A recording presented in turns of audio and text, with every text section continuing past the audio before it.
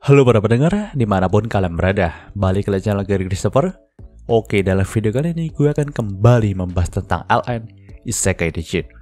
Dalam part sebelumnya, kita sudah mengetahui kalau Yuya bertemu dengan dirinya yang berasal dari dunia paralel. Anehnya, Yuya dari dunia paralel itu berpenampilan seperti Yuya yang dulu, di mana dia masih gendut dan nampaknya tidak menemukan pintu untuk menuju Isekai.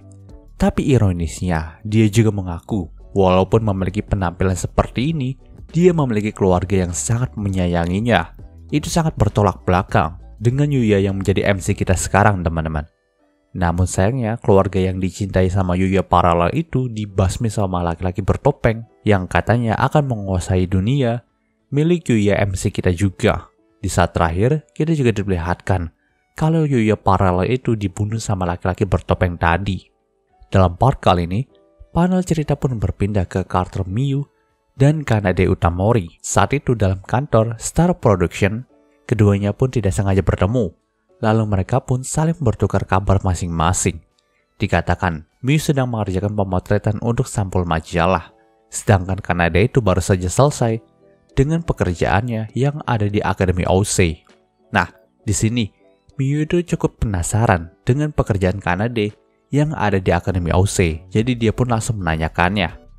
Mendengarkan hal itu, Kanade pun berkata nih, kalau memang pekerjaannya dalam Akademi Ousei sangatlah menyenangkan. Apalagi dia juga sempat berduet dengan laki-laki yang bernama Yuya di sana. Tentu, Miyu pun cukup tersentak ketika nama Yuya itu terdengar. Lalu Kanade juga menjelaskan nih, kalau sebenarnya dia juga dapat pekerjaan baru lagi nih dari Akademi Ousei, yaitu membuat sebuah lagu idol untuk idol grup mereka yang baru. Dan dia dengar manajer umum juga dari Star Production ini terlibat dalam proyek idol mereka. Maka dari itulah, dia yang akan membuatkan lagu. Sejujurnya Kanade juga heran tentang proyek idol ini, karena memang membuat idol grup dalam akademi itu sangatlah jarang di masa sekarang. Tapi nampaknya penampilan idol mereka itu cukup sukses, kata manajer umum. Setelah pembicaraan itu selesai, Miyu pun langsung kepikiran dengan idol group yang ada di Akademi Ousei. Mungkin aja Miyu itu takut kalau Yuya kepikat sama salah satu dari gadis idol tadi gitu. Karena memang ya nggak bisa dipungkiri lagi, Miyu itu memang suka banget sama Yuya. Apalagi ayah Miyu juga sudah merestui hubungan keduanya sejak kejadian mereka berpura-pura pacaran di volume 6 yang lalu. Panel cerita pun berpindah ke karakter Yuya lagi. Setelah kejadian di mana Yuya dari dunia paralel itu terbunuh dan dia mendapatkan ancaman dari pria bertopeng, Yuya yang menjadi MC kita pun langsung pulang ke rumahnya dan mendapati heroinnya yaitu Lexia, Luna, Yuti, dan Meiko menyambutnya nih dengan baik. Bahkan Luna juga berkata kalau Meiko sudah menyiapkan makan malam untuk mereka semua. Mendengarkan hal itu, Yuya pun langsung tersenyum dan berkata kalau dia akan bergabung bersama mereka ketika sudah salin. Ya, di sini Yuya masih belum menceritakan apa yang sudah terjadi pada dirinya. Mungkin Yuya memang tidak mau kalau para heroinnya ini terlibat dalam masalah kali ini. Karena memang pria misterius yang ditemuinya tadi memiliki kekuatan yang tidak main-main.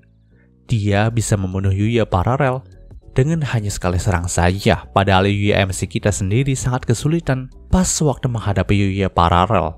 Karena memang kekuatan magis yang dimiliki sama Yuya paralel itu sangat kuat. Dan mungkin saja kekuatan magisnya setara dengan Kuya sendiri. Ya, kalau pertandingan mereka nggak dihentikan sama kedatangan pria bertopeng itu, mungkin saja Yuya MC kita sudah kalah ketika berhadapan dengan Yuya paralel. Namun tentu saja karena pikiran yang terus menyerangnya itu, membuat Yuya sedikit murung nih. Dan hal itu diketahui sama Oma. Jadi Oma pun tanya tentang apa yang terjadi sama Yuya. Mendengarkan hal itu, Yuya pun mulai bercerita tentang hal yang dialami sebelumnya ketika dia itu baru pulang dari Akademi Ousei, di mana dia mendapati dirinya dari dunia paralel hingga ancaman penghancuran bumi dari pria bertopeng. Tentu, setelah mendengarkan hal itu, baik Oma dan Kuya pun nampak terkejut. Mereka tidak menyangka kalau memang ada masalah sebesar itu semenjak mereka baru kembali dari dunia bawah. Di sini Kuya pun berkata juga nih, sebaiknya mereka harus mempersiapkan diri untuk menghadapi pria misterius itu. Kalau saja dia bisa mengalahkan Yuya paralel dengan kekuatan magis yang hebat, maka ada kemungkinan pria itu memiliki kemampuan yang sangat hebat juga. Mendengarkan hal itu, Yuya pun mengiyakannya nih. Dia juga berkata kepada Kuya untuk mengajarinya lagi tentang energi spiritual. Jika kekuatan spiritual Yuya masih berada di level sekarang, maka dia nggak mungkin bisa menghadapi pria misterius tadi.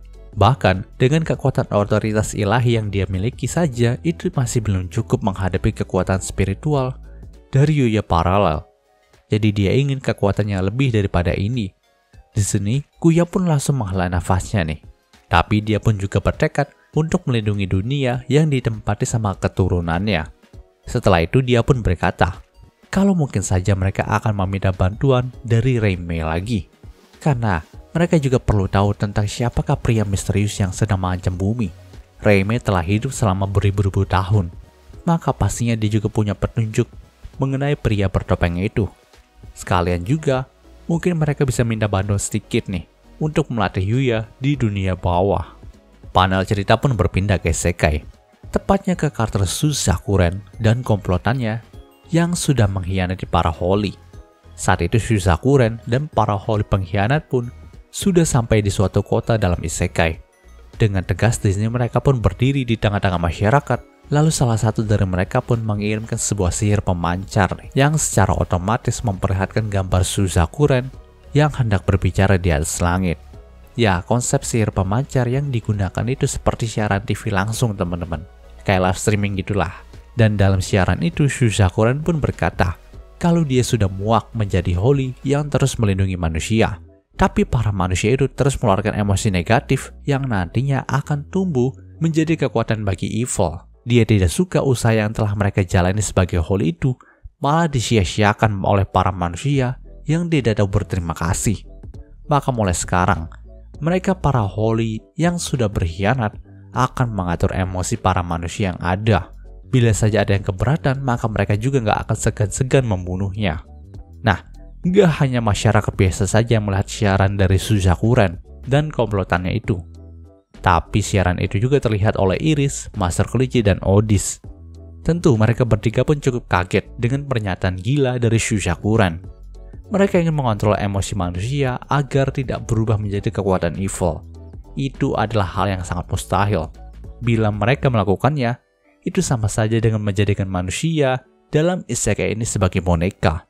Karena memang, baik mengeluarkan emosi negatif ataupun positif adalah hal alamiah bagi manusia. Ditambah lagi, sihir macam apa yang mereka gunakan untuk melakukan siaran ini. Bahkan Odis berkata walaupun dia sudah mendapatkan kekuatan otoritas ilahi, dia tidak yakin bisa melakukan sihir pemancar seperti ini yang mencakup seluruh isekai gitu.